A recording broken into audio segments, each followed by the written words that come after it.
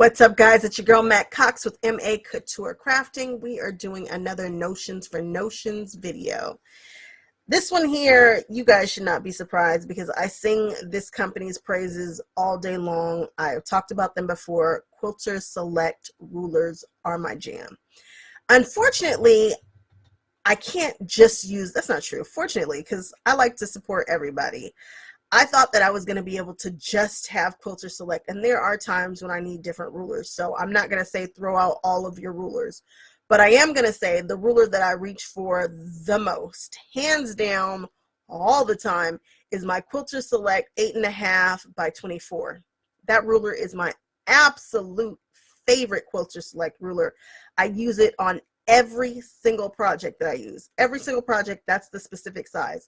If you are going to start with one, that's the one that I suggest that you start with. It will change your life. People ask me all the time, they're like, wait, what? They're like, what are you talking about? I'm like, Quilter Select rulers. It changed the precision of my cutting because they really don't move.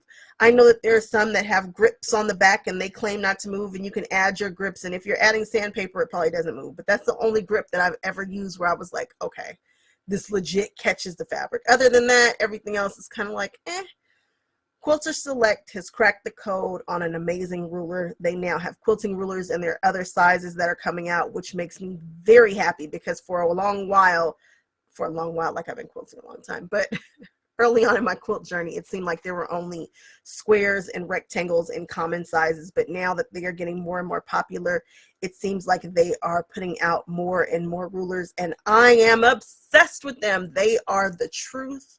Try them. This is something that I believe that you absolutely should have if you are a quilter or a sewist of any kind. These are important. I kid you not. You will not be sorry.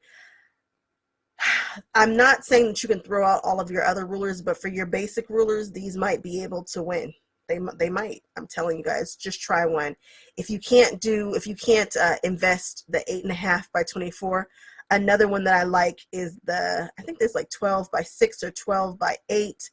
Try a smaller one, maybe a square, but you guys, I'm telling you, try it. It is absolutely worth it. I know I sound crazy. They might seem like they're a little bit on the expensive side, but it's an expensive hobby. Try it, try it, try it. Trust me on this one, guys. All right, I'll catch you guys on the next one. Bye-bye.